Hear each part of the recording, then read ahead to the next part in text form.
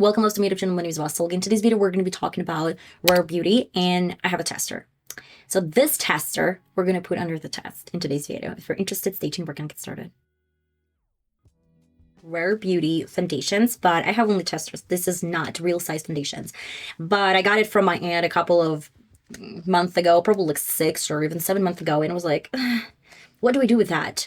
It's so many different shades. I am probably the fairest one from all. It's like 160C. And I was like, what if I try to work with this color and that and add a little bit of primer, see the product itself. And by the way, for those who have no idea, most of the time testers are even better than the real product because they have to outperform themselves. So you will go and buy that.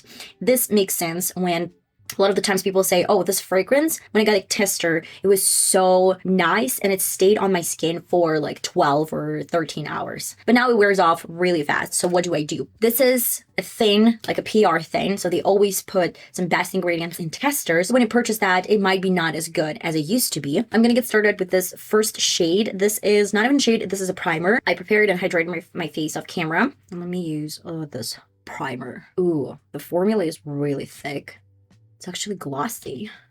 Okay, it's really nice. Feels like they have certain pigmentation or maybe minerals to this primer. It's glowing. So this is the way probably you can get glass skin when you just put on some primer with basically highlighter in it. Okay, the next product is going to be foundation 160C. Let me see if this is the correct shade. I'm going to grab a little bit on the brush because I don't really know if it's a full coverage foundation.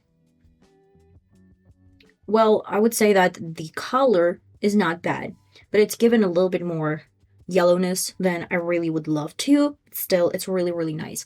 And when I apply my foundation with a brush, we still can get a little bit of this highlight from my primer. I'm going to use a little bit more. You don't really need a lot of this foundation, which I really like because it's giving you a relatively good coverage, especially when you do this with a brush, not with a beauty blender.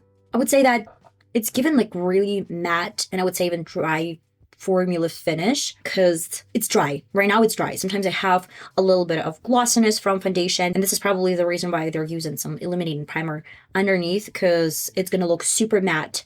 And if you're not a huge fan of matte foundations, then this primer underneath is going to do the job. I have a plenty amount of this product still right there, but really nice coverage. It does give a little bit of yellowness because this one is more like pink undertone, I would say. Probably. I have olive undertone.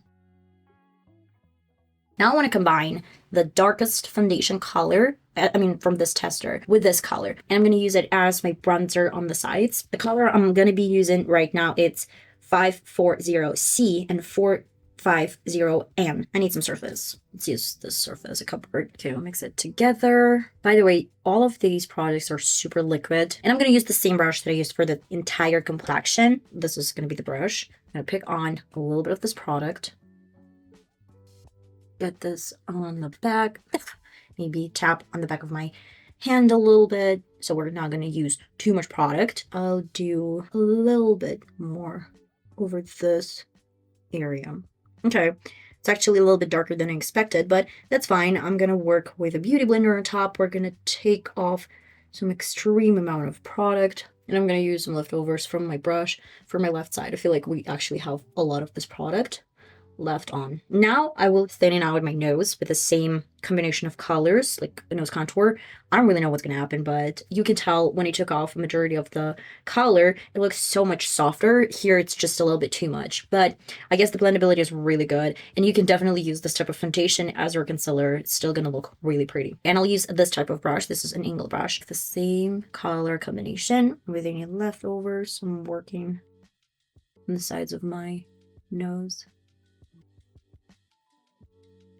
And if you thought that we're done with all these colors, well, you're wrong. I have one more little tip and trick for you before we're going to wrap it up. I want to set my face with a fix and spray. This one is Essence Fix and Last Long Lasting Fix and Spray. And then we're going to do the thing. I used some concealer, the Givenchy and LA Girl concealers. Then I used my Catrice powder, added a little bit of contour, blush, and highlighter. So now let's do a little bit of this beige color. 250 Warm W. I need Curl Felt lipstick. And usually for this step, I always go with a camouflage palette. This one is for Makeup Revolution. But today I want to just try to work with a little bit different product and see how it's gonna react. That's why you can use any yellow or maybe like, yeah, soft yellow shades or correctors, concealers for this trick to work, because we need that much color.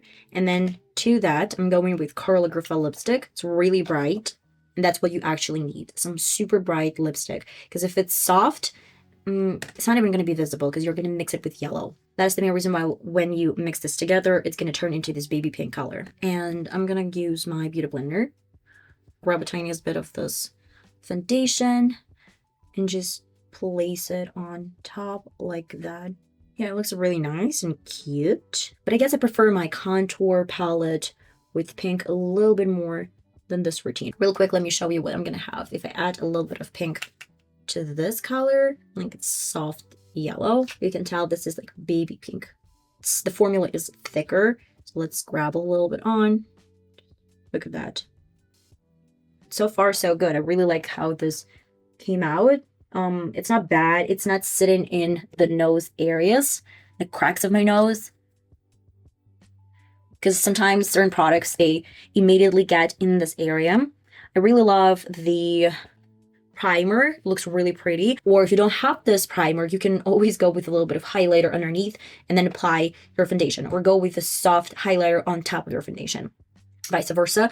I would say that the blendability is great, mainly because it's foundation, it's not a concealer. I love that it has nice range. You can actually mix and match a lot of the colors. The only color that I didn't really use is this one. The rest of the colors I actually opened, and looks nice. Really, really nice. It's about like 4 p.m., but I've been wearing this for maybe like 20 minutes, so yeah. Okay guys, so it's 6 p.m. right now, and I've been wearing this makeup look for at least like 2 hours, and I would say I really love this foundation. I feel like it's really pretty. It is a little bit glossy, but I guess it's because of the primer underneath, because it claims to be a matte finish foundation, though I added a little bit of foundation along with the lipstick on top, just like my favorite formula, a little bit of a highlighter. I'm just like, we added more. And that's it. So if you're interested how I got this eye makeup look, you can always check this out in my shorts. And that's it, I guess, for today. I love you all so much, and I'll see you next time. Bye-bye. So guys, it's 10:30 p.m. and this is the foundation.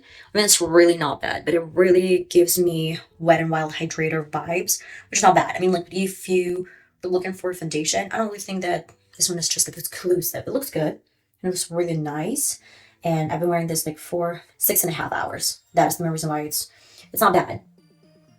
But similar to Wet n Wild, I would say. Similar.